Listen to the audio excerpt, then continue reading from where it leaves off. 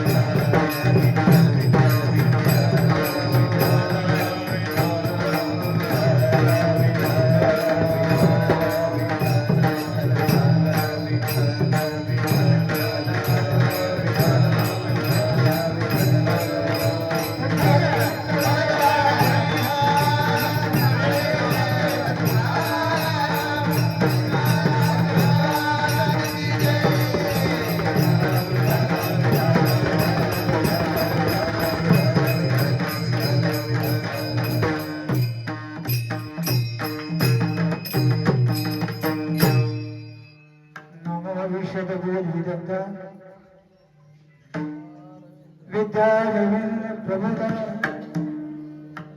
पराप्रमय प्रमद विलासीय विश्व विकासित मुद्रा जवा सोडी तुझी योग निद्रा दयाल माझी गणेंद्र वचनायक कमळा पृथ्वी वचनायक कमळा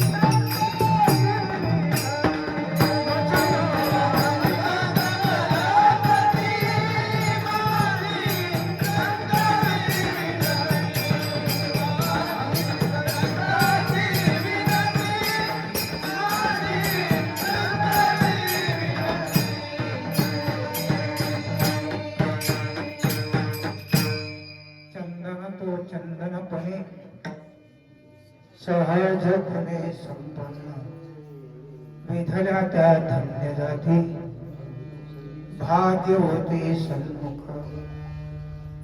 रात्रीच्या चिंतनामध्ये आपण दोन्ही अंगाने प्रवेश केला. दोन अंगाने म्हणजे साधूच्याही बाजूने त्याला विशेषत्व देते. साधूच्या पुढे आलेला भाग्यवान जो साधक आहे त्याचे आपण विशेष स्वरूपाने वर्णन केले. त्याचं कारण आपण ज्या कार्याच्या निमित्ताने या ठिकाणी उपस्थित आहोत ते कार्य साधूच आहे आणि उपस्थित असलेले सगळे साधक आहे. हा असलेला समन्वय आहे. विठाला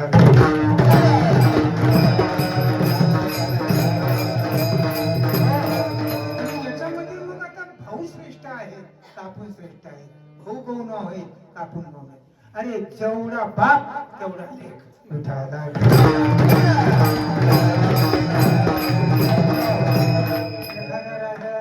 मुलगा लहान जरी असला तरी त्याला समाजाने लहान म्हणायचं नाही. युवराज युवराज युवराज युवराज युवराज का तो उद्याचा राजा आहे. काय आजचं ती पोरग जरी असलं युवराज आहे, पोरग आहे युवराज युवराज. अरे नसलं ना अराज अराज अराज. ही त्याच्यातली नम्रता आहे. त्या युवराजाला अराज अराज म्हणजे त्याच्याबद्दल सन्मान आहे आणि ती युवराज म्हणजे उद्याचा राजा आहे. तेव्हा आजचा असलेला साधक उद्याचा मुक्त आहे.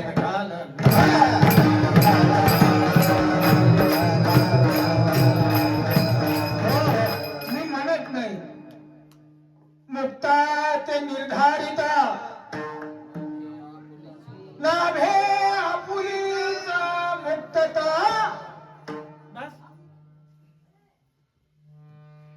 अरे मुक्त पुरुषाच्या संगतीमध्ये बद्धाची मुक्तता होत असते.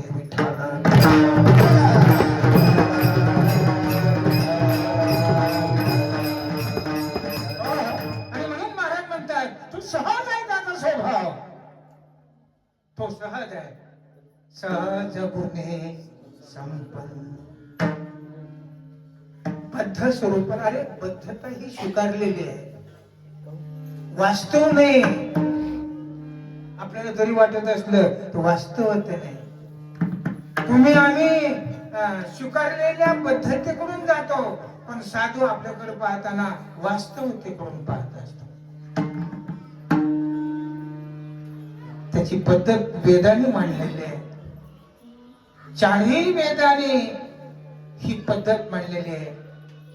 तसा वेद तत्व अशी ज्यावेळेला म्हणतो ते बोलून श्री गुरुच्या रूपाने तू ब्रह्म आहे तत्व अशी.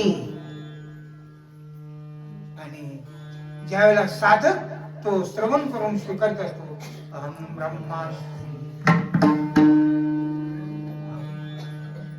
तत्व अशी अहम ब्रह्मास्मि. हो हा संगती आहे विठाला.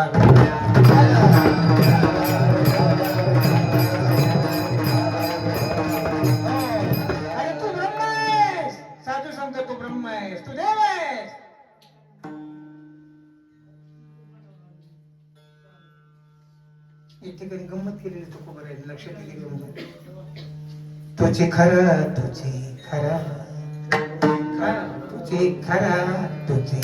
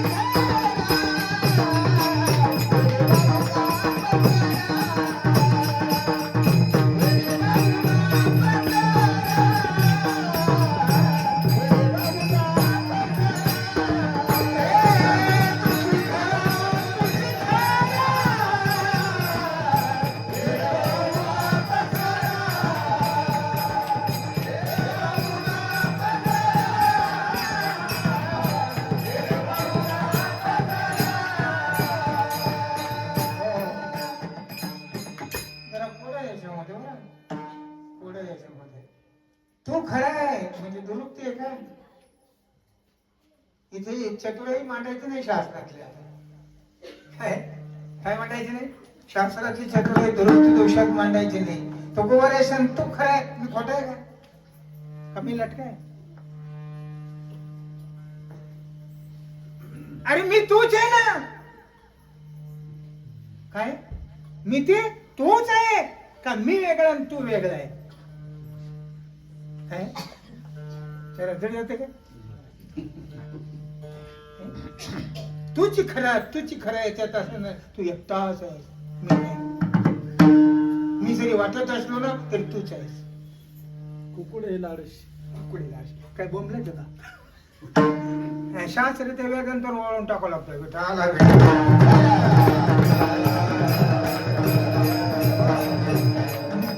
गुरुपुत्र आहे तुम्ही सांगितलं ना. परंपरे पद्धतीने आलेले प्रवचनात गुरुपुत्र आहे आणि परंपरेचं अध्ययन केलेला मी व्यथांते विठाला.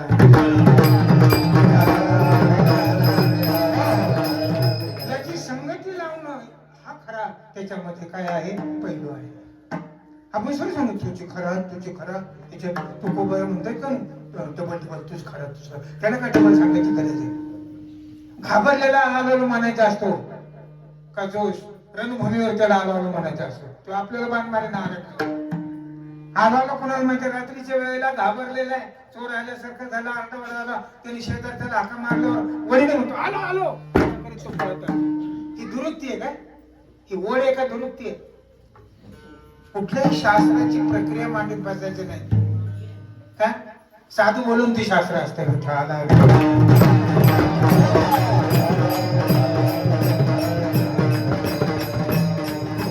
शास्त्राला सोडून बोलले का वेदांतीचं? बोल सुखी म्हणू ती त्याने सच्चिदानंद का न वाढवावे. आणि म्हणून ही गोष्ट समजून घेण्याकरता ही पक्क्या विश्वासातली गोष्ट आहे. हे लुटपुटे माणसाचं काम नाही. ताजभाईकडे ताजभाई तिकडे त्याचं हे कामच नाही. विठाला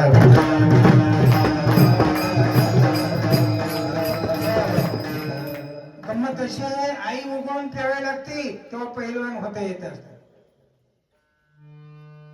तानी आई मरकुडी होत असते लेकराला पाजून. तसं आमचं साधून पाजून सगळं हे पोषलेलं आहे. चिकलेलं आहे मी ते चिटिलेलं तरी आई नको म्हणते पण हे कधीच नको म्हणत नव्हतं. हा फरक आहे आईतला साधवता. आणि म्हणून एवढ्या दोषामध्ये एवढ्या निर्णयामध्ये एवढ्या छातीला हात लावून जे बोलायची पाळी येते त्याचा निर्णय झालेला. त्याच्यामध्ये शंका राहिलेली निशंक स्वरूपातला सिद्धांत हातात आला असल्यामुळे कुठल्याही पद्धतीने जरी मांडला तर तो निर्णयच झाल्याशिवाय राहत नाही.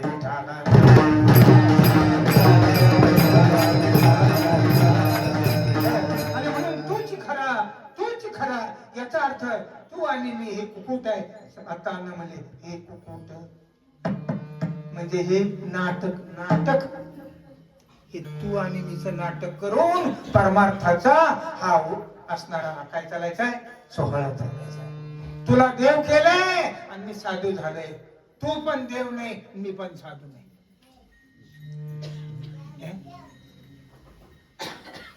तुला पण देवपणाचं नाटकच करायला लावलंय आणि मी पण साधूपणाचं नाटकच केलं. या नाटकात काय जीवाचा उद्धार. विठाला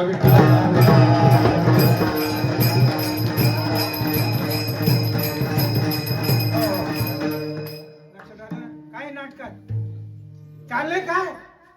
नाटक घडतंय काय? आणि ज्या जीवाला अनेक जन्म घ्यावे लागतात त्या नाटकामध्ये अनेक जन्म घेणाऱ्या जीवाला मोक्ष प्राप्त होतो. हे नाटक आहे. हे नाटक म्हणजे रंगवणारा नाटक नव्हे. बहिर्मुख झालेल्या जीवाला मोक्ष स्थितीवर आणण्यासाठी आमचं भक्तीचा आणि देवाचा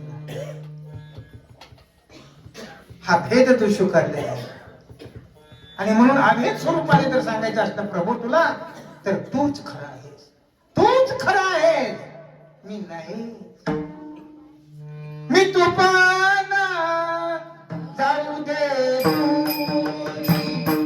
मी तुफाना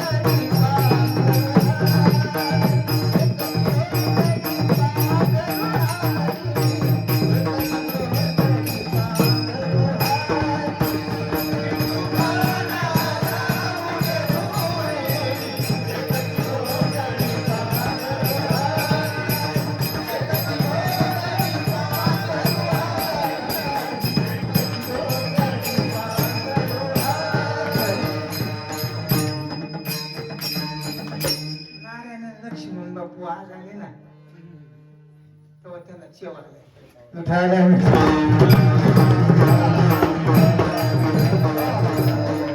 वाईट नाही काही, पण 2 मिनिटं जातील तर माझं बोलायचं.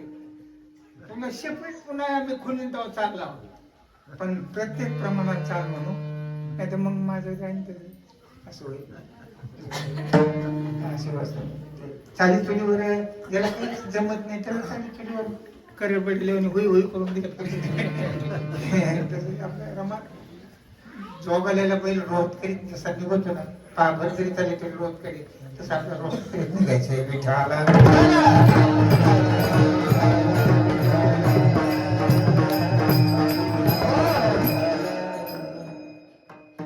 मी तो पण जाऊ दे घरी. हा नमस्कार काय ही मागणी आहे, ही परमात्म्याकडे जगद्गुरु तुकोबरायची मागणी आहे.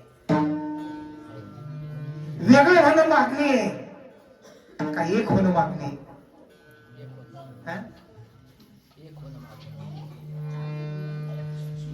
वेगळं होणं मागणी मागणी ती म्हणजे आता नाही ती, तुमचं म्हणणं बरोबर आहे. याच्यामधली जी मागणी आहे ती एक कोण आहे, पण एक मागणी असते, तुझे प्रेम खूप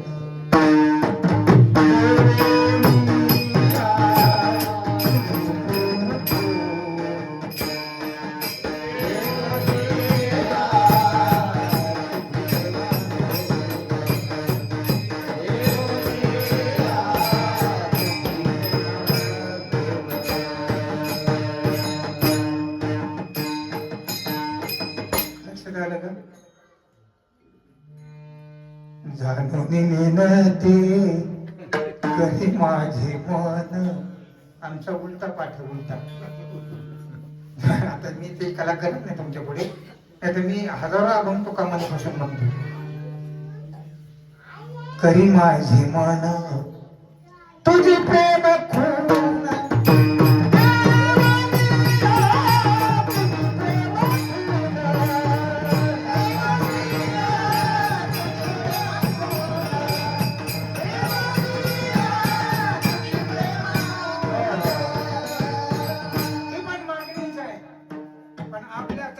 विषयाचा व्यतिरेक आहे.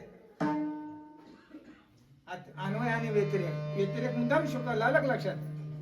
व्यतिरेक सुद्धा श्रोत्याच्या लक्षात आला पाहिजे. अन्वय तरी त्यात काही वाद नाही. जर असं एखाद्या वेळेस विचारलं की मी तू पण जाऊ दे व्यतिरेक करा, तर त्यावेळेला पटकन तुमच्या लक्षात हे प्रमाण आलं पाहिजे. कोणतं प्रमाण? अन्वय. अन्वय आणि व्यतिरेक.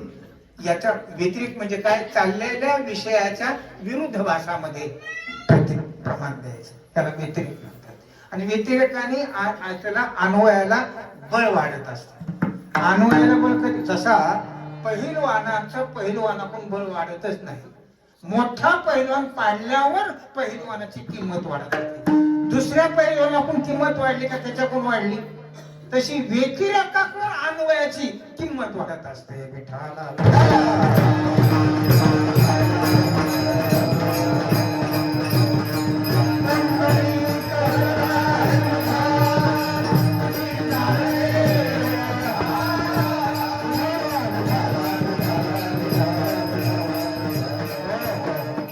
हे गोष्ट आहे. बोलता बोलता थोडस बाजूला गेल्यासारखं झालं. याचा अर्थ असा आहे, हे केलेलं नाटक आहे, वास्तवता एकच आहे. बहुरूपाची रावराणी श्री पुरुष भाव नाही म्हणी, लोक संपादनी लागी तैसीची करीत किंवा वर्तती.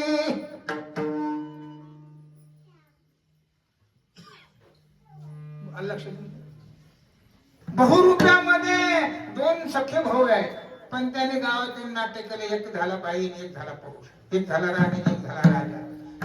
ते राजा आणि राणी प्रेक्षकाला फसवण्यासाठी आहे का हसण्यासाठी? मग तशी तुकोबराय फसवतात काय? नाही नाही, त्यांचं नाटक पाहून खरेपणाने ते काय करतात? हसतात, खेळतात, बागडतात, काही सुरू.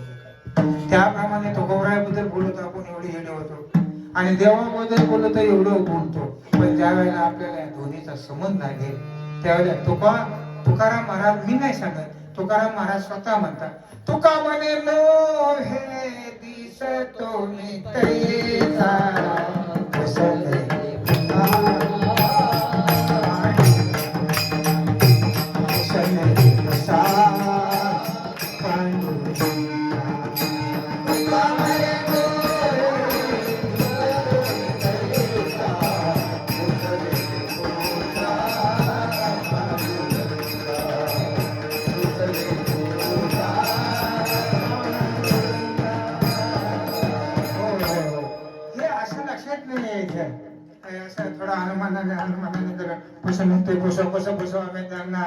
मग ज्याने पुसलं त्याचं प्रमाण देऊ का तुम्हाला? ज्याने पुसून निर्णय केलेला आहे, ज्याला विश्वास नव्हता त्याने पुसलेला आहे, पुसून सगळे त्याने निर्णय केलेला. सांगू का? तो किता तू लगे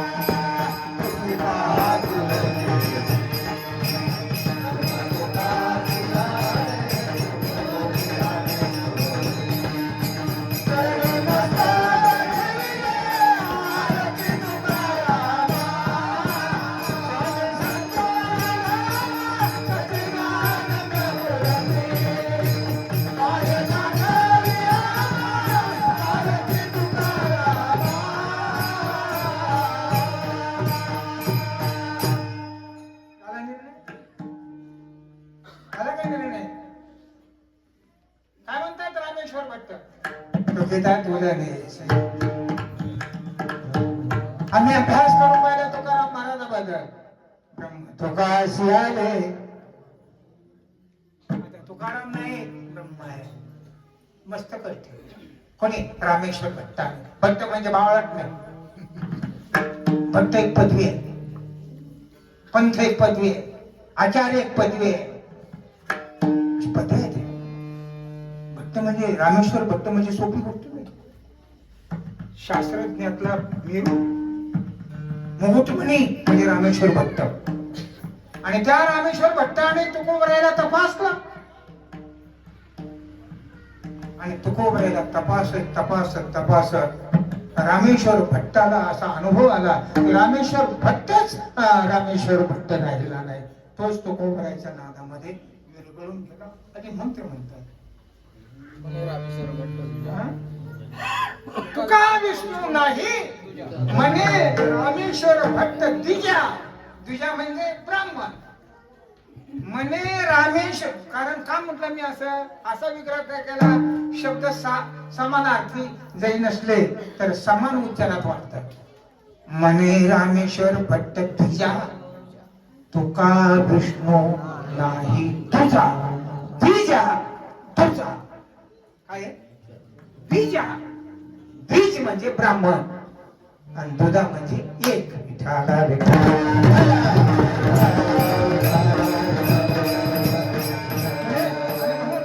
रामेश्वर भट्ट म्हणतात तुका आणि विष्णू हे दोन राहिलेले नाहीत. याचा अर्थ असा आहे हे दोन्ही एक आहे. हे दोन्ही एक स्वरूपामध्ये आहे. आणि साधूच्या बाबतीमध्ये सहज आहे त्याचं असणं. साधूचं ब्रह्म पण सहज आहे का सायासात आहे? ते तुमच्या आमच्यासाठी सायास करतात का त्यांचं असणं सहज आहे?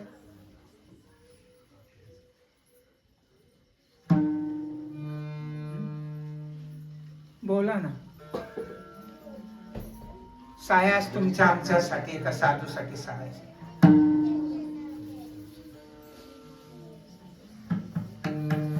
आठवते का प्रमाण?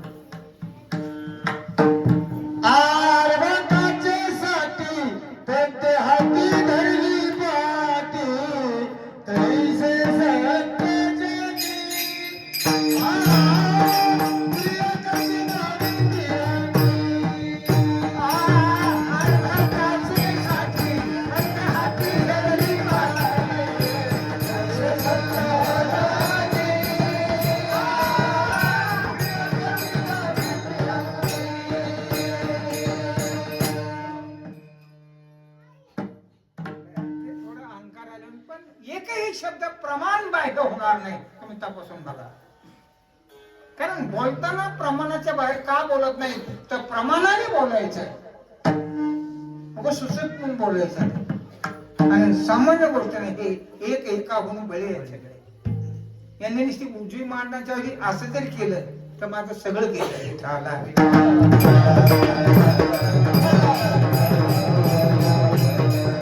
साध्या माणसाला सांगावं नसत लागत तू चुकलं म्हणून. त्यांनी असं असं जरी केलं, कुसमून जरी खाली मान घातली, त्यांनी समजायचं गेलं. हे होताच कामा नाही, याचा आटोकाट प्रयत्न केला जाईल.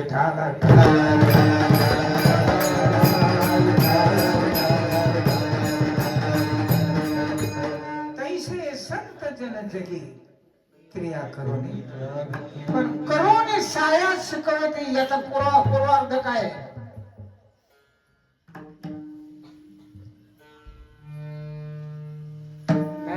सहज सहज बोलणे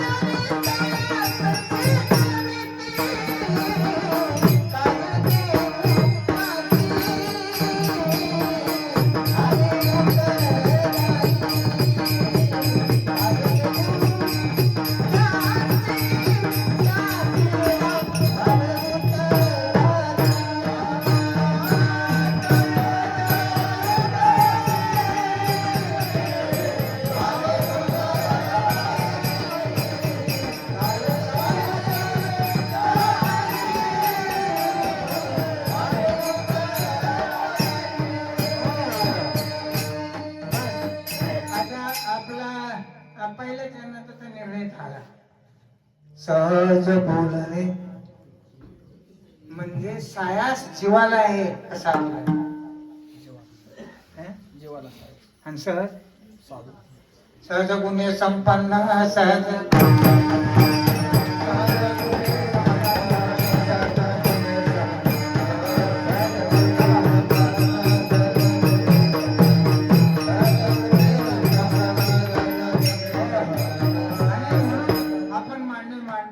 साधू सहज आहे.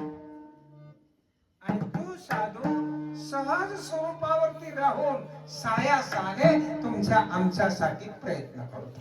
सायास जीवासाठी आहे, सायास साधूसाठी. साधू सहज आहे. आणि म्हणून तो कोबरे म्हणतात चंदन तो चंदन तो चंदन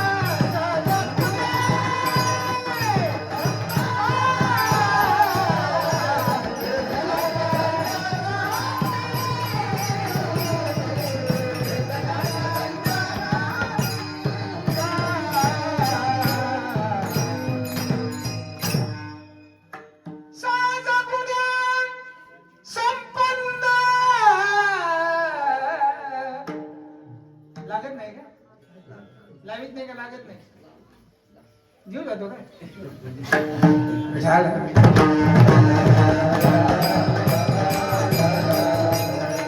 चंदनासारखा हे जगलो, आवाज का लागणार नाही? का लागणार नाही? लावित नाही का लागत नाही?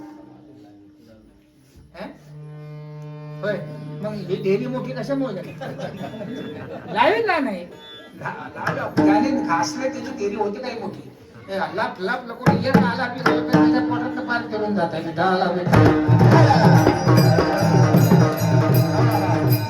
महाराजांच्या पण ढेऱ्या मोठ्या कशामुळे होते? ते धोकाच लागून देत नाही. आमचं सपाट काय झालं त्याचा कार्य हो ना. ती जर मनातून काही बोलतच नाही, मनातून गातच नाही, सांगतच नाही, त्याच्या बिंबीला होईल काय? त्याची बिंबी सुद्धा फुलं नाशी.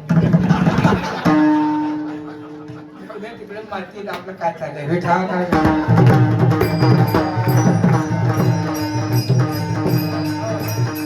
माझ्याकडे बरे नको लई बारीक झाले. अरे तुला इकडे बारीक झालं, आतून मोठं झालं, तुला दिसतंय का नाही? आतून एवढं मोठं ब्रह्मज्ञान रोजच चाललंय, हे तू ऐकतो का नाही? याला काय करायचं या बारकेला आणि मोठ्याला? उलटी माझ्याकडे पाहून लोकांनी असं म्हणलं पाहिजे हे महाराज दिसत नाही, पार वाळून गेले.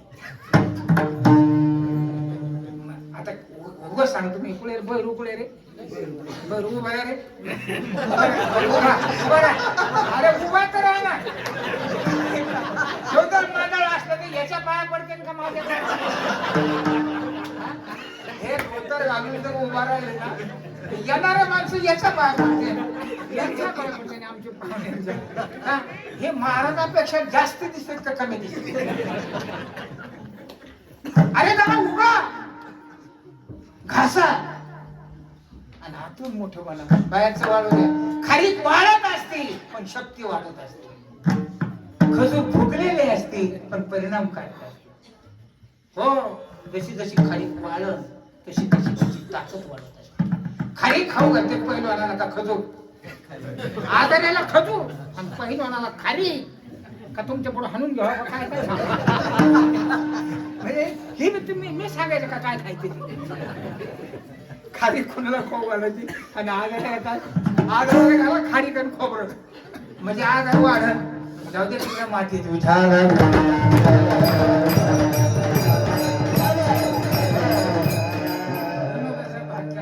जरा वजन चाललेलं आहे आणि म्हणून थोडं हसून खेळून पुन्हा जागेवर राहण्याचं.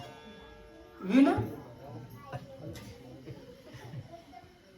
माझ्या गुरुवार म्हणायचे मी तर इंदुरीकराला तमिळला बांधून वडली आणि मग मी त्यांचा शिष्य.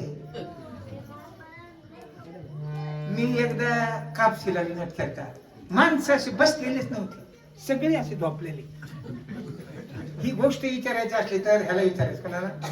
आपल्या मचवानाचा भाऊ काय नाव त्याचं? राजू. राजू 15 दिवस पिपळा खाली येऊन सरी पालत पूर्ण हसतच होता.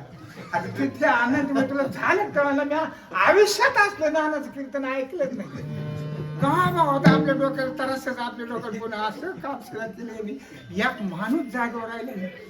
आता काय करावं लागलं मी त्यांना जरा माझं काही बोलणंच कळा ना तुम्ही करू काय.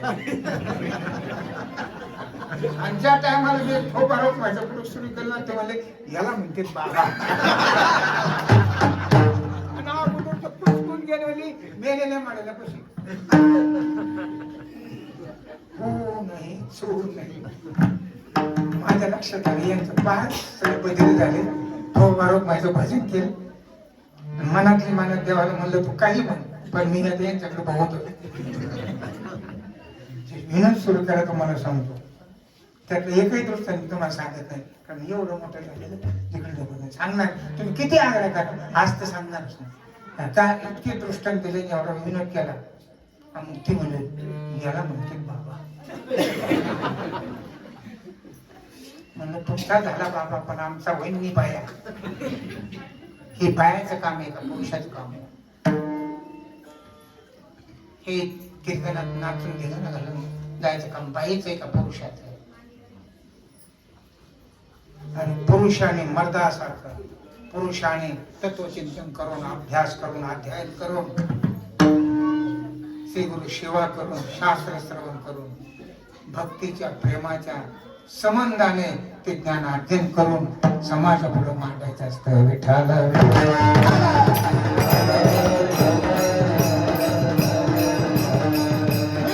आता तुमच्या लक्षात आलं, सहज गुणे संपन्न. साधू सहजच आहे. त्यातलं मी तुम्हाला सायास पण सांगितलं. त्यांनी त्याच्या सहजातलं सायास कसं आहे. साधू सहजच आहे. 2, 3, 4, 5 दिवसाचं, 8 दिवसाचं, 15 दिवसाचं लेकरू आहे केलेलं.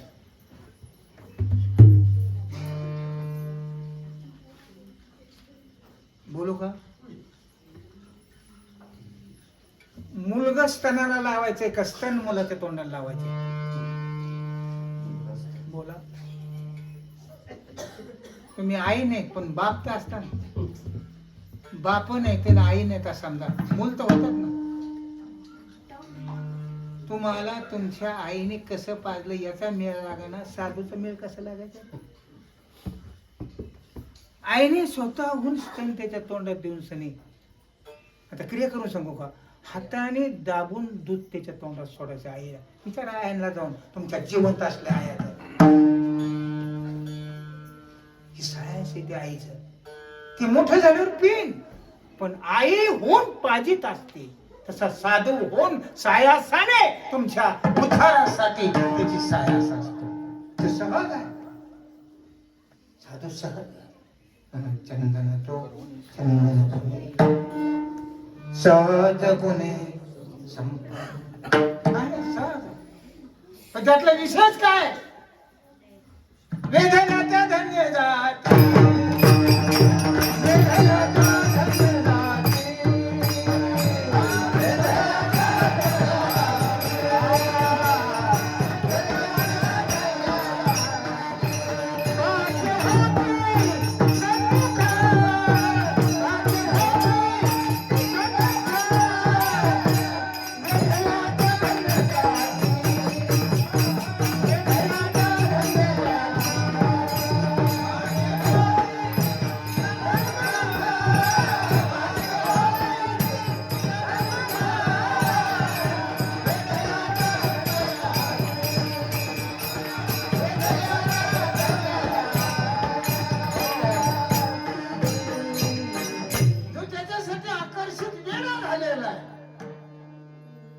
त्या साधूसाठी वेडा झालेला.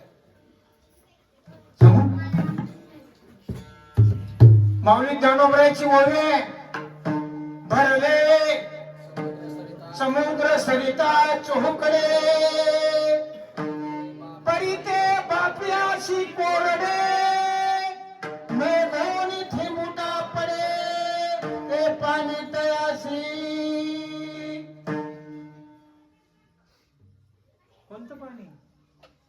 पाणी तर हे बी आहे पाणी ते बी आहे.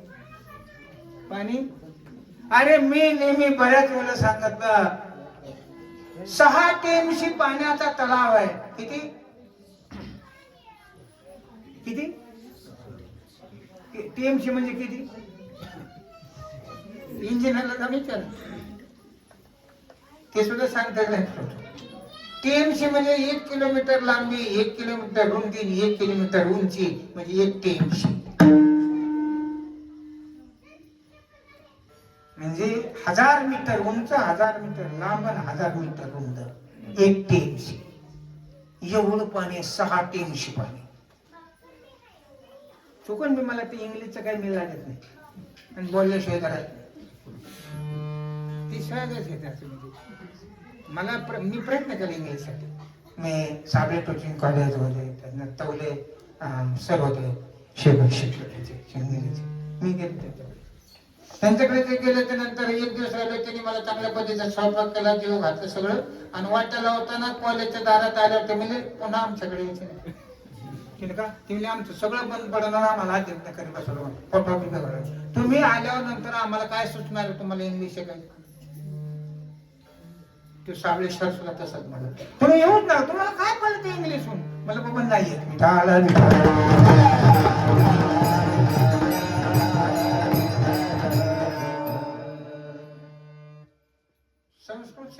लोकांना सांगितलं मला संस्कृत शिकव. ते रात भरायचं दुसऱ्या दिवशी मी झोपेत असतानाच जायचं. 3 झाले तुम्हाला सांगतो. मस्के म्हणून आपल्या तालुक्यामध्ये एम.ए. होते संस्कृतचे, त्यांना मी आणलं. ते नंतर तिकडे सरसला लागले मस्के सावरगाव, त्यांना आणलं. ते रात भरायला सकाळी परत गेले. मी फोन केला कमी गेले. ते म्हणजे तुम्हाला काय शिकायचं? आमचं तिथं आधी नोकरी पडत मी. त्याच्यानंतर पांडुरंग महाराज भालकेंना ते 1 दिवस झाले ते. त्याच्यानंतर परमेश्वर महाराज शास्त्री लाड ऐकून येतं तुम्ही? तुम्हाला पाहिजे असलं इथे आता शिंदे वस्ती जवळ एका डोंगरात जायचं आहे ते, कारण त्यांचं संस्कृत कोणालाच कळा नाही. ती म्हणजे मी गुरु राखतो मातीचा तिकडे ही केलेलं काही कोणाला मिळत लागलं. ते माझ्या कीर्तनात मी नाही घ्यायचं. मी होतं शास्त्रीचं, तुम्ही असं काय करता? ते म्हणजे मला नाही मराठीचं काही मिळत लागलं, संस्कृत कुणी ऐकायला करूच काय तुमचा हे नाही घेतलेला बा. मला ती वाईट वाटायचं. त्याच्यानंतर मी नाना महाराज खंडाळे खेडेगावचे त्यांनाही आणले. असे 4-5 संस्कृतवाले आणले. पण ते रात्रीच्या पुढं काही थांबले नाही, कारण ते सांगायला गेले की मी त्याचा विग्रह करून सगळे आत बोलत बसतो. ते म्हणते तुम्हाला काय सांगा, तुम्हाला येऊ नाही तर नाही येऊ, आम्हाला घेणं नाही, आम्हाला जाऊ दे.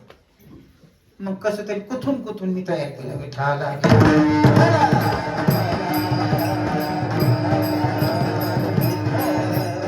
मला सांगायचा मुद्दा असा आहे, तो चातक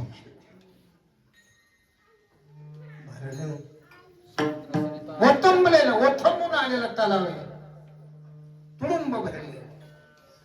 आणि त्या तलावामध्ये एक वृक्ष वाळलेला आहे पाण्यामध्ये, आणि त्या वृक्षावर बसलेला कोण आहे? चातक.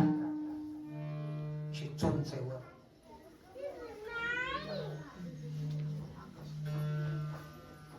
मरतो पण खाली मान घालत नाही. खाली मान घालून खालचं पाणी घेत नाही. चोंचीमध्ये पाण्यातल्या झाडावर बसून पाण्याकरता वाट पाहतो. त्याला म्हणतात बहादर बेठेला. अरे आपण कीर्तन चालू असताना तंबाखू खातो. काय वेग लागलाय, काय निर्णय झालाय?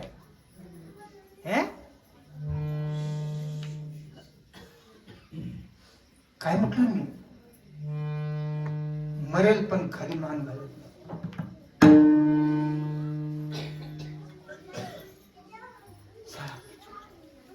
सारखी चोंचवर आहे, सारखी चोंचवर आहे. अशी चोंच असते त्याची दोर नखाच्या सारखी. नरसळ होतं का नरसळ अशी फाकते. तुम्ही पाहिला का चातक? कोणी पाहिलं हातवर करत? हो, अशी चोंच अशी फाकते त्याची, धोत्र्याच्या फुलासारखी अशी फाकते. आणि ते ठीक वर्षभर पडलेला झेलतो. त्याच्यासाठी पाऊस पडतो. चातका करता वर्ष त्याच्यासाठी आलेला पाऊस असतो.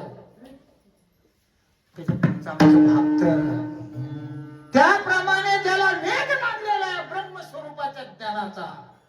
कैमी उद्धार पावे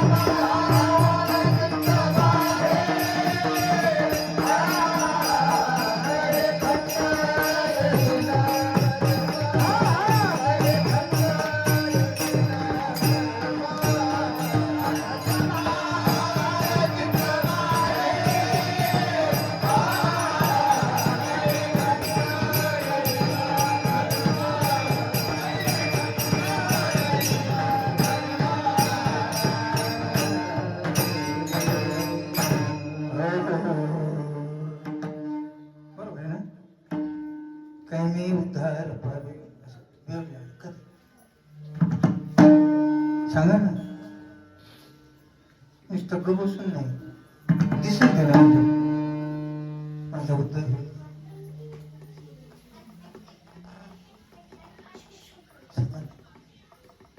भेटेल कसं युगावनी वडील निमिष मानतो त्याच्यामध्ये काही हे बिरडे काही भेटले भेटे काही तो माझा स्वामी भेटेल योगा होणे उलील एवढा विरा आणि वेळा झालेला आहे. हो भाग्य होते सन्मुख भाग्य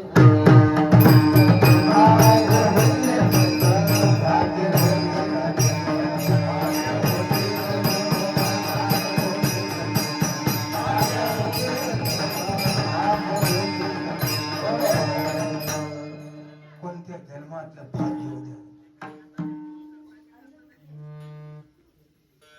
कोणत्या जन्मातलं पुण्य आहे. पुण्य फळले बहुत दिवस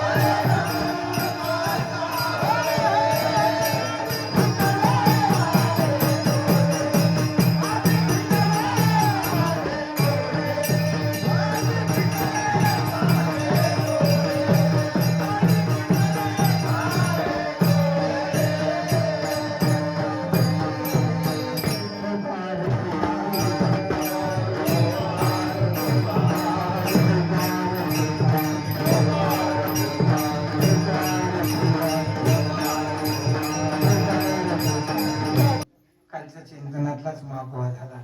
चंदना तो चंदनपणे सहजपणे संपन्न दोन्ही पण कीर्तनाचं रेकॉर्डिंग आहे. किती डोकं झाला तर कालचा ना आजचा तुम्हाला मेळ बसायचा अवघडच जाईल. कारण कालचा भाग वेगळा होता, आजचा भाग थोडंच वेगळा झालेला आहे. असं रोज रोज वेगळं होईल. फक्त रोज रोज तुम्ही बसा मी सांगतो किंवा मी बसतो तुम्ही सांगा. रोज कधी रोज करा असेल रोज बदलत असतं रोज बदलत असतं रोज का त्याच्यातले पैलू आहे. कोणत्या अंगाने कोणत्या बाजूला निघायचे आणि कसं समरस व्हायचं तो वक्त्याकडे त्याचा काय असतो पहिला असतो. मग तो अनेक अंगाने त्याला तो वेगळा वेगळा त्याला सजवत असतो. अनेक अंगाने सजवत असतो. वेगळ्या वेगळ्या अंगाने त्याला सजवत असतो. एकच रंग नाही. तसं बैलाच्या शिंगाला रंग दिला तर कानावर टिपका पडता कामा नाही. ते काने लाल शिंगाई लाल तसं नाही. कानाला बाळी पाडली पाहिजे पण कान बैलाला शिंगाला शेंदूर लावताना कानावर टिपका पडता कामा. शिंग म्हणजे शिंग आणि कान म्हणजे तसं कालचं म्हणजे काल ना आजचं म्हणजे आज आहे. विठाला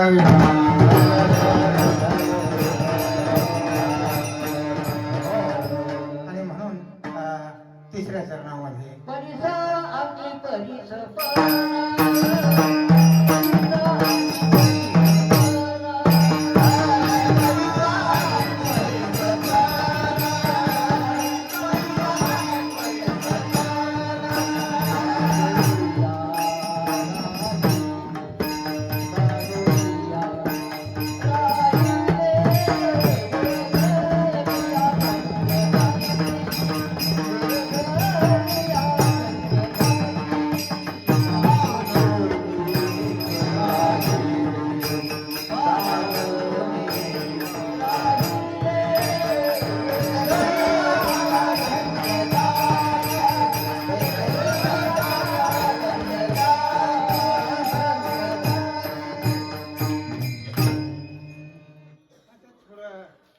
त्या स्वरूपाला टेकन दिले.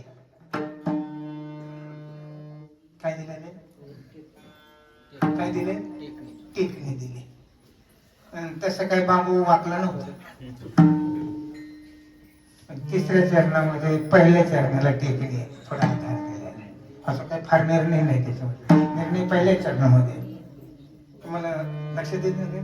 परिसांगी परिसपन, याचा अर्थ असा आहे, परिसाची उपमा साधूला बसू शकते.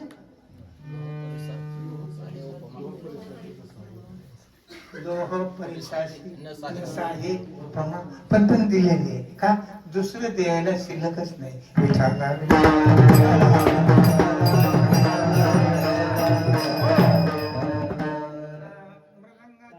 तुमच्या बरोबर घ्या, नाही तर तुम्ही मृदंगा बरोबर चालू. अगोदर कोण पकडले त्याच्यावर टाळ वाजा, तर टाळ अगोदर वाजला तर मृदंग त्याच्यावर वाजा. नाही तर मग मी टाळ करी होतो, तुम्ही कीर्तन सांगा.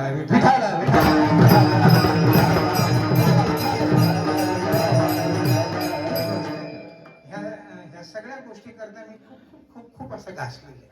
टाळ सोड मृदंग मला वाजता येत नाही, पण मृदंग कसा वाजला जातो ते मी निश्चित पाहतो कसा वाजला. कारण सांगत बसत नाही आता मला त्या परिसराकडे जायचंय.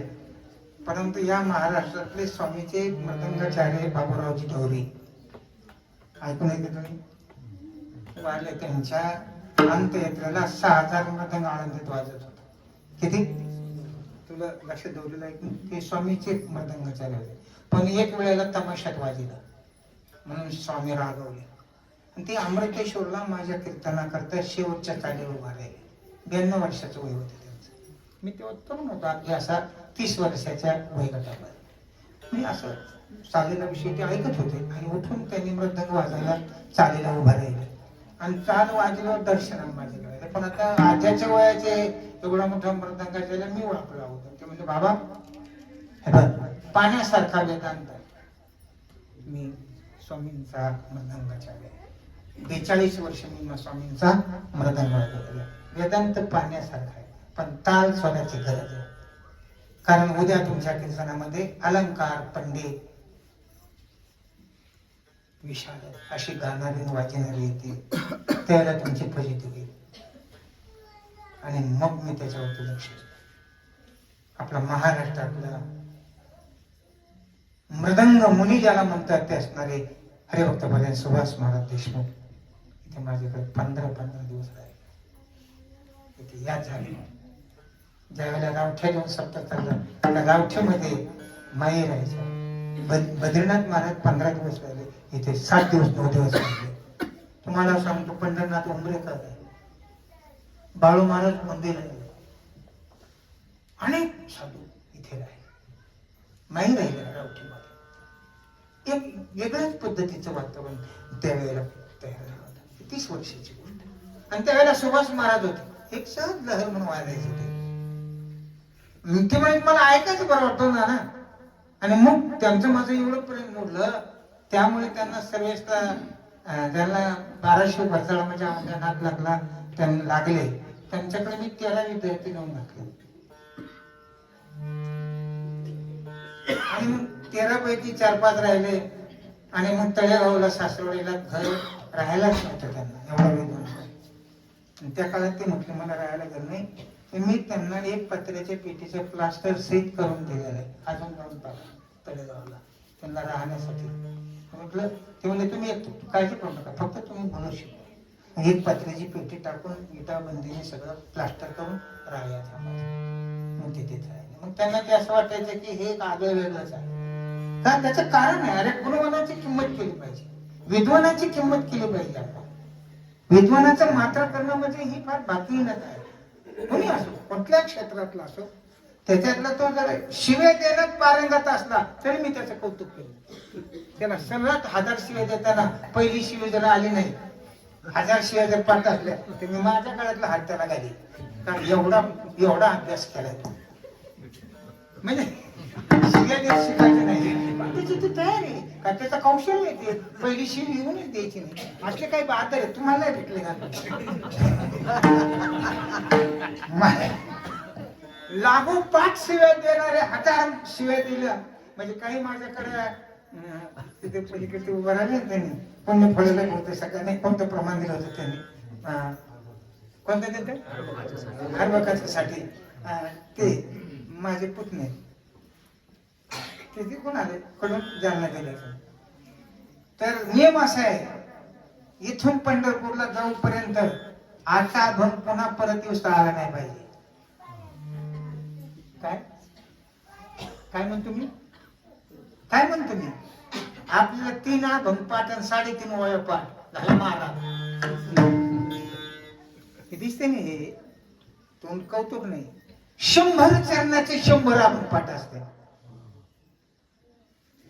काल परदिवशी माझ्याकडे हरिभक्तपरायण ब्रह्मवेद वामन भाऊंची टाळकरी म्हणून दशरथ मळेकर त्यांनी माझे पण कीर्तन 20 वर्ष 60 मला केले. त्यांचा मुलगा तिकडे दहीगाव नेलाय म्हणजे मठाच्या वाडीला तो इथं माझ्याकडे होता. ते जर गायला लागलं तर कोणालाच म्हणता येत नाही. म्हणजे गाणं नाही त्याचे अभंग एवढे पाठ हजारो अभंग पाठ पण कसलाच अहंकार असं सहज. आम्हाला 1.5 दमडी नाही. शेजवार सुंदर ध्यान म्हणायला लावलं ना काहीतरी चूक झाली शिरायचं नाही.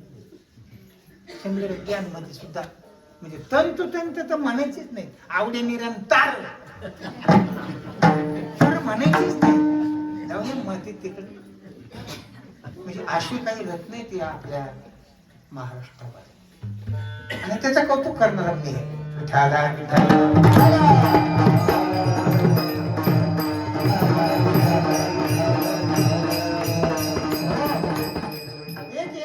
रत्न प्रत्येक क्षेत्रातले रत्न आहे.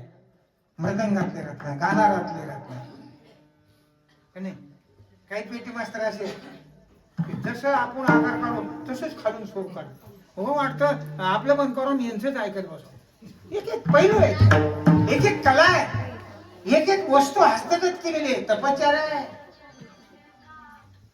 आपल्या हातात काहीतरी आलं आपल्या हातात हे नाही आणि ते नाही. कुठलीही एक वस्तू निर्णयाने हातात आली म्हणजे ती आपल्याला समाधानाला काय करत असते कारण होत असते. ठीक गोष्ट आहे.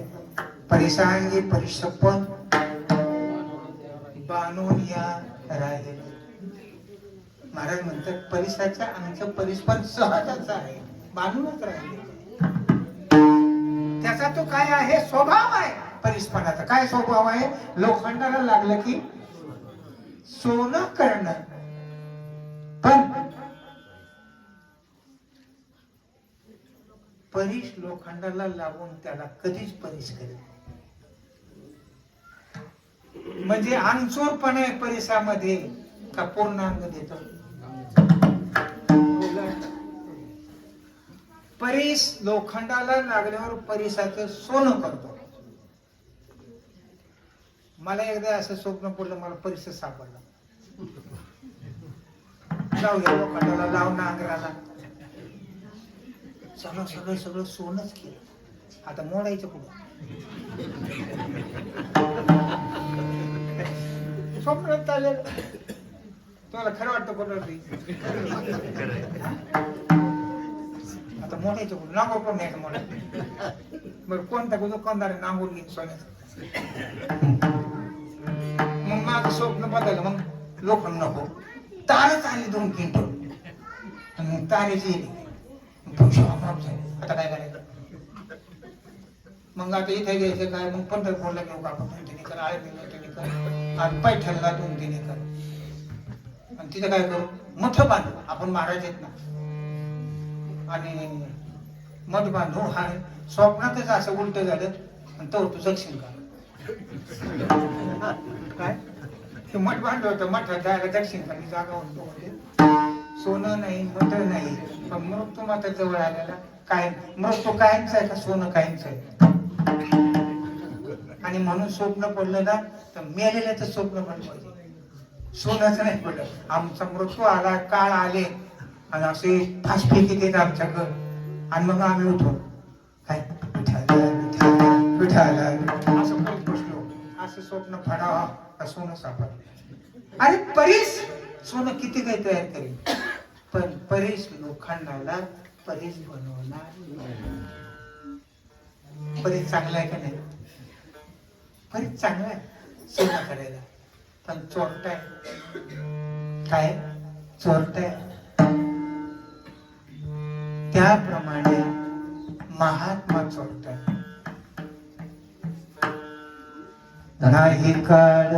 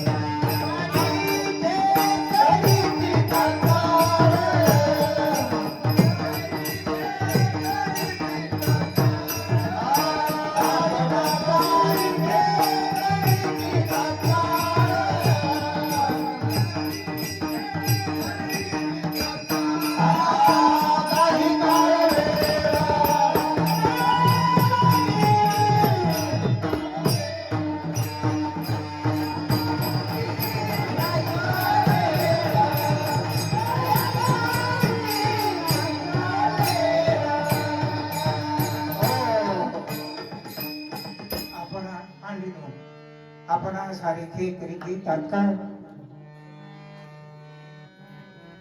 नाही काळ वेळ हे साधूचं महत्व आहे. या मृत्यू लोकामध्ये या भूतलावरती उपमेसाठी वस्तू नाही म्हणून परिसाची उपमा का साधू औपमेय आहे. काय साधू साधू असा आहे असं करतात. जसा साधू तसाच आहे, आमच्या सारखा आहे असं होतच नाही. तुम्हाला मी असं सहज विचारू शकतो, तुमची आई कोणत्या बाईसाठी?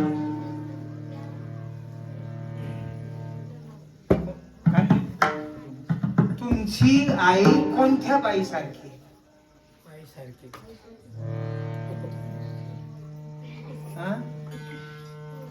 पुन्हा एकदा म्हणू का? तुमची आई कोणत्या बाईसारखी?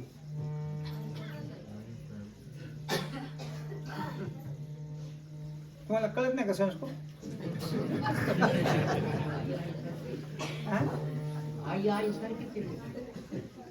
मी आईच नाही विचारले, कोणत्या बाईसारखी सांगा ना. वेदशास्त्र देती माझी ज्ञानदायी म्हणती आई. ज्ञानदायी म्हणती आई. ज्ञानदायी म्हणती आई.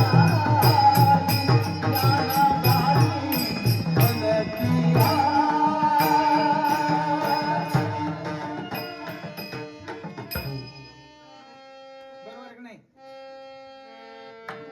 मी काय म्हणतो, तर थोडं आईचा समज लागला, पण माझी दृष्टांतात ते आहे. आणि वेदशास्त्रे देती बाई म्हणती ज्ञानाबाई आई, पण ती आई वेगळी आहे. माझं चाललंय तुमची आई कोणत्या बाई सारखी? मग तुमच्याप्रमाणे साधू सारखी सिद्ध करायची का? बोला. आमची आई कोणासारखीच नाही. आमची आई आमच्याच आई सारखी, तसं आमचा साधू आमच्याच सारखी.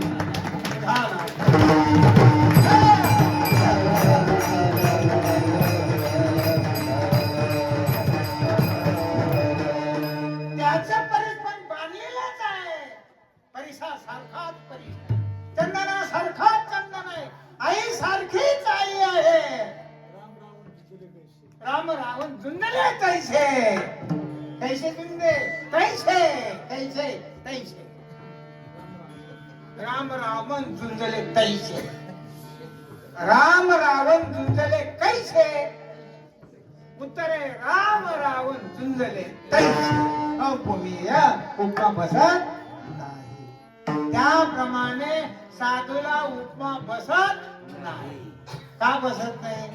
पण तरी सुद्धा उपमा देऊन सिद्ध करण्यासाठी परीस घेतली.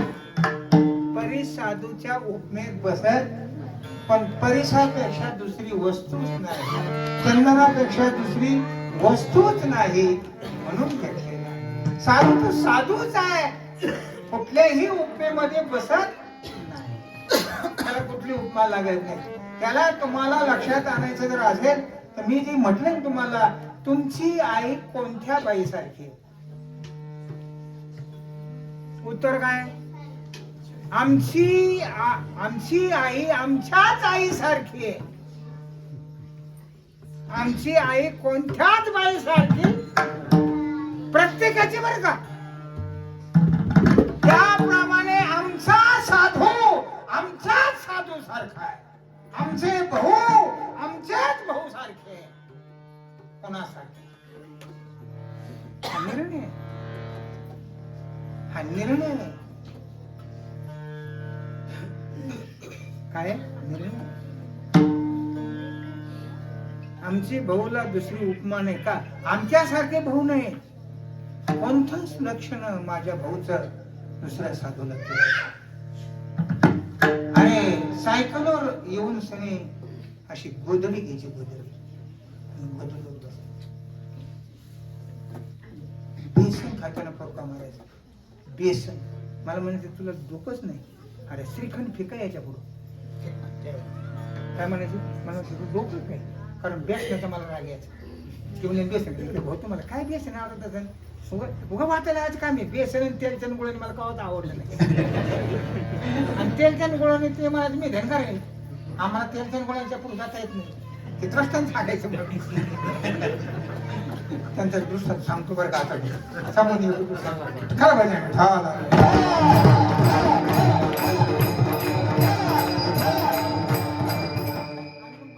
सांगितलं पाहिजे. एकदा भाऊंच्या सानिध्यामध्ये 30-35 वर्ष राहिलेली एक व्यक्ती होते बजरंग महाराज. तुम्ही होते त्यांच्या. आणि भाऊंच्या पुण्यस्मरणामध्ये मी तिथे डोंगरगावला होतो. तिथे जे आले मी त्यांना सांगितलं महाराज विषयांतर करा पण माझ्या भाऊचा एक दृष्टांत सांगा. हे भाऊचा दृष्टांत भाऊने सांगा कोण सांगू नये. मी सांगतो. आम्ही काही भात खाला का त्यांच्या पुढे जाऊ. मी सांगतो जशाच्या तसा सांगतो. कोणतं सांगायचं सांगा. मग आम्ही काय केलं याचा अर्थ आहे बाहेरून अंग दिलं का आतून दिलं. बाहेरून अंग दिलं कसं उमठण रे ती. अरे ठसा ते शाहीत शिरवायला कागदावर रगडावा लागतो तर उमठतो. वरचीवर लागतो काय ठसा. शिक्का सुद्धा एवढा रगडल्याशिवाय उमठाना. तर हे तू मत कसं उमठण बनवतो. जाऊ दे तिकडे माती. भाऊचं दृष्टांत सांगायचं विषयात नाही पण भाऊचं स्मरण म्हणून सांगतो. भाऊ म्हणले राजाचा मुलगा आणि प्रधानाचा मुलगा अरण्यात निघाले मर्यान करायला. लोक कोणावर बसले. ते येताना धनगर वाड्यावर आले. मी धनगर आहे ना. मला कधी म्हणायचे धनगरच्या आल्याला पाहिला का काय म्हणायचे. आणि हे कोण जेवतंय. एक एक बोलणं होतं कसं. हे कोणी खात होते. एकदा खेळाच्या मठावर कोणतरी म्हणे हे धनगरा तसं काय जेवतो. आणि भाऊ आलेली होती. ती म्हणे तुला जमत नाही का हे गोंधळ्या म्हणायचं. धनगराचं काम मागे लागेल. मग आम्हाला मेल लागला काय चाललं. ती म्हणजे लई चतुर्बुद्धी होती तिथं काही बोलायचंच काम नव्हतं. आता हे आमचं बोलणं ती नसल्यामुळं चाललंय.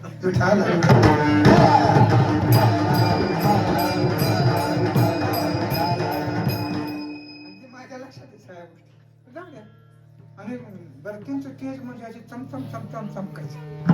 म्हणजे पावडर लावून नव्हते आली असं. ते स्प्रे मारून नव्हते आले.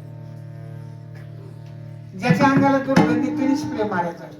ज्याच्या अंगात सुगंध त्याला काय माहिती त्याला तरी त्याचा स्वास्थ्य नव्हतं.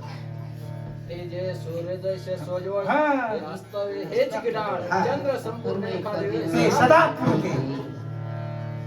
चमकायचे त्याचे तेज. आणि ते धनगराच्या वाड्यातून ते दोमाले पण हे भाऊची भाषा हे काय हे मानक्या दोमाला का म्हणते मानक्या काय चमकत हे काय खात असते. तो मानक्या म्हणतो नक्की तेलच्या गुणी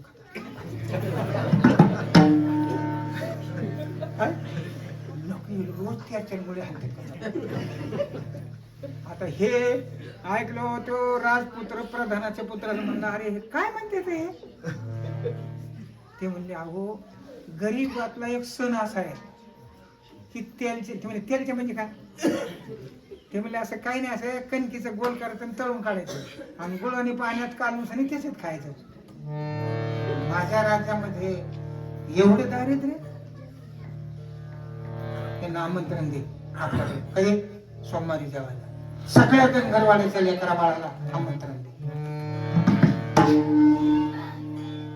आमंत्रण दिलं राजाने. त्या मुलाने घोडं मागायला फिरले, तयारी लागले, शिदोनशे मुलाचे वेगळे 52 भोगाचे पक्वान तयार केले आणि ते गरीबाची मुलं येऊन बसल्यानंतर तोंडात टाकलं की हे भोंगळ्या काय रे टाकल्या चावा बी लागत नाही आपोआपच झुलत तेव्हा तर कुठाना नको करू त्या तेलच्या गुणाने मी थोडं आणलं का अजून पुढे जायची कुठे.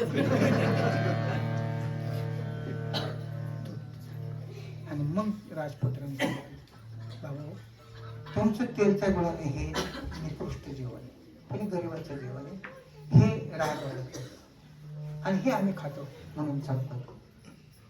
तुकाराम महाराज तो का म्हणे खातो म्हणून आम्ही आम्हाला जे चमक आहे ती कशाची, आम्हाला जी ऊर्जा आहे ती कशाची, की आम्ही खाल्ले दृष्टांत सांगतो भोगाशी दृष्टांत सांगायचे, रंगण सांगायचं, वेगळे गोदीचं दृष्टांत सांगायचं, गप्पाचं सांगायचं. एकदा तर ते न आणणार बाई न दिसत विहिरीत शेंदे सांगितलं. वैद्याचं सांगितलं, वैद गेला तिकडे गेला बाजार करायला, दिवसभर गेला बाजारच नाही मिळाला. 4 वाजता वैद आला काठीत, पिठी गुतलेले डागलेले शेपू फुटलेले 2 कुत्री आणि पाळता पाळता हे म्हणाले काय येतं तेव्हा माझं सामान. मला मी सामानासाठी सकाळपासून हिंडतोय, सामानच नाही बाजार. तेव्हा मी मला बाजार करतो कोण तेव्हा सामान देऊ पाया पडतो. 100 रुपये दिले, कातर हातोडा पाठ्या तुकडा तारीचा तुकडा. त्याला वाटलं हे सामान आहे का, घरी बायकोने सांगितलं होतं आठवड्याचं सामान घेऊन या. आणि मग तो कोणत्या दुकानात गेला किंवा बोला काय काय पाहिजे तुम्हाला, किराणा दुकान किंवा तेल पाहिजे का, गुळ पाहिजे, साखर पाहिजे, शेंगदाणा पाहिजे, तूर पाहिजे, मसूर डाळ पाहिजे, हरभरा डाळ पाहिजे, काय दुकान मला आपण म्हणतो मी म्हणजे असं झालं. ते मला सामान आहे का, अहो सामान पण काय म्हणजे तुम्ही तिकडे सामान नाही का, अहो सामान आहे आमच्याकडे, काय पाहिजे, अहो आम्हाला सामान पाहिजे. सांगा ना यादी, अहो सामान द्या ना, यादी काय माझा रेखामध्ये दे पुढे दुकान पुढं तिकडे गेला तिथून बोला काय पाहिजे. ते गेलं सोन्याचं दुकान, चेन घ्यायची का आणखी मला सामान कापडा दुकान असतील, मिरची दुकान असतील, सारा बाजारात शिरलं, सामान कुठं नाही. सामान घ्यायची अक्कल नाही का, सामान नाही. वस्तू मिळून सामान आहे का सामानाची वस्तू आहे. आणि मग ही वैद आले होते मला सामान आहे.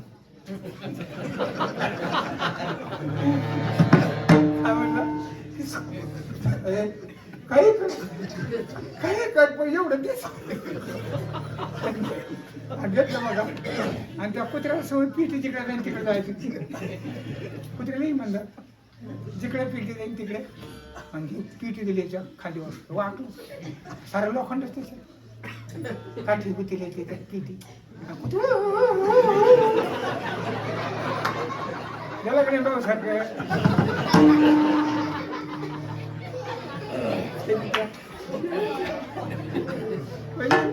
कुत्रा म्हणायचे नवीनच वय दे, नवीनच वय दे.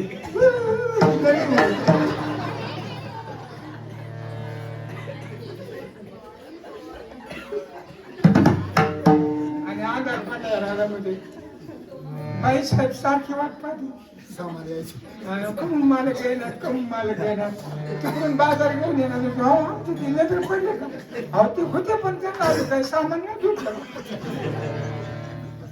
आणि दार पडल्यावर बाई मारुतीच्या मंदिरात मग खंडी लावून आली. किती उशीर लागला, नशीब मानला तुझं, येता येता सामान मिळालं नाही. हे काय त्याची सामान आहे त्याच्यात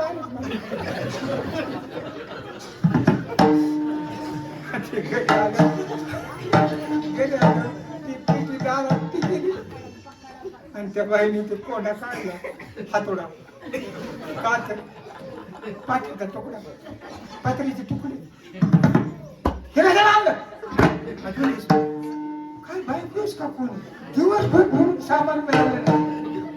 आणि ही तुला मिळालं तर तुला पसंत पडत नाही. आता कुठून आणायचं? अहो ती म्हणली तुम्ही बाजाराला जायच्या नाही. मी तुम्हाला बाजारात पाठवलं. त्याप्रमाणे हा दयाघन परमात्मा म्हणतो चुकून तुम्हाला मनुष्य देहात घातलं. शेपट तुटलेले कुत्रे आणि पीती नावाची संसाराशिवाय तुमचा जो काय आहे बॉम्बला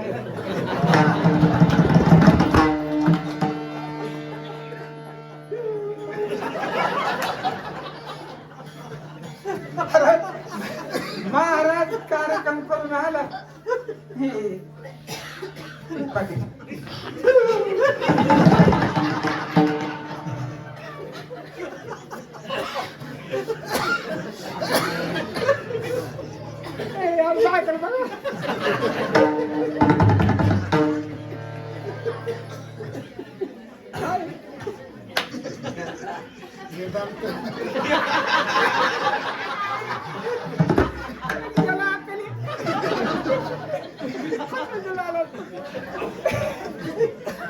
आता ऐकले तुमचा बाबा करायचं भाऊ आणि माझं मरून जायची त्याला येतात काय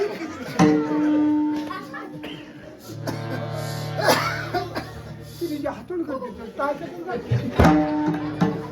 म्हणजे पैशाचा खराब केला आणि 8 दिवस आता काय करायचे कशाला आणले.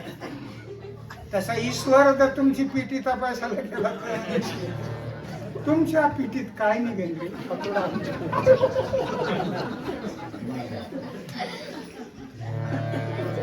लोक पडणार तुटीचे ते ना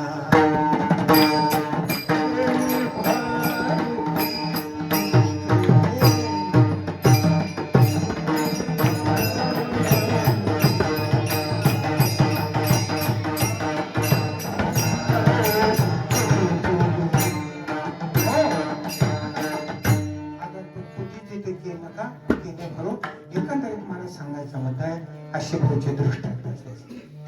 आणि म्हणून तुम्हाला 2 दिवसात सांगितले असे माझ्याकडे हजारो दृष्टांत आणि त्याला मी भाऊ इतकंच रंग घेतो. फक्त थोडस भाऊला त्यांच्याकरता ठेवतो रंगायचं नाही तर जवळ तसंच रंग घेतो. का रंग घेतो तर तुम्ही रंग घेतो म्हणून ऐकत नको असो. तुम्ही खालून म्हणा आम्हाला घेऊ रंग असं म्हणा का. आपला विषय महत्वाचा आहे. आपला विषय वेदांत आहे. आपला विषय चटुरीचा आहे. आपला विषय वेगळ्या वेगळ्या पद्धतीचा आहे. हा लक्षामध्ये भाऊचा विषय आहे. भाऊ सुद्धा याच दृष्टांतातून विषय सांगत होते. दृष्टांत लोक दृष्टांत ऐकायचे आणि सिद्धांत सोडून द्यायचे अशी गोष्ट आहे. तेव्हा परिसरांगी परिसपण भानोनिया परिसपणाचं त्याच्यामध्ये परिसपणाची शक्ती आहेच हे निर्विवाद आहे. तसा परमात्मा साधू उदार मनाने संपन्नच आहे. सहजच त्याचं उदारपण आहे. पण त्याच्यामध्ये त्या साधूची ओढ निर्माण होऊन जो साधूच्या सन्मुख झालेला आहे तो खरा म्हणून परिसरांगी परिसपणी बांधूनिया राहिली वेधला त्या धन्यचा भाग्य होते संबंध. कालच्या आणि आजच्या कीर्तनामध्ये 2 चरणाचा संबंध झाला. ध्रुवपद त्याला संगतीला लागलेलं. उद्या काल्याच्या निमित्ताने उद्या काही याच्यावरती बोलता येणार नाही. काल्याला आपण बदलत हा राहिलेला चरण इथेच ठेवतो कारण माझे भांडण संपलं उडून गेलं आणि म्हणून वेळ झालेली अजून जेवायची. त्याच्यानंतर ज्याची आपण आतुरतेने वाट पाहत होतो. उशिरा काय आले तुम्ही बरं काहीतरी होतो मस्त गोड असले त्याच्याकरता पहिले माणसं पाय पाय निघत का पटकून घालवायला कसं मी अजून सुद्धा पाय निघतो यांना गाडी चालू करतो मी उतरलो होतो ते थांबा थांबा तो निघालो ये नाहीत नको चालू करू म्हणजे मला माहिती मी जातच नसतो मी जरा लवकर येणार मागून मी असं करत असतो तुम्हाला काही आहे का माझे ते घाल तुम्ही तर अशी गंमत आहे ही गोष्ट आहे चंदनापणे सहज गुणे संपन्न वेदनाच्या धन्यवती भाग्यवती सन्मुख परिसांगी परिसपर बानोनिया राहिले वेदनाच्या धन्य जाती भाग्यवती सन्मुख तुका म्हणे कैची खंती सुजाती ते वेदनाच्या धन्य जाती भाग्यवती सन्मुख ज्ञानेश्वर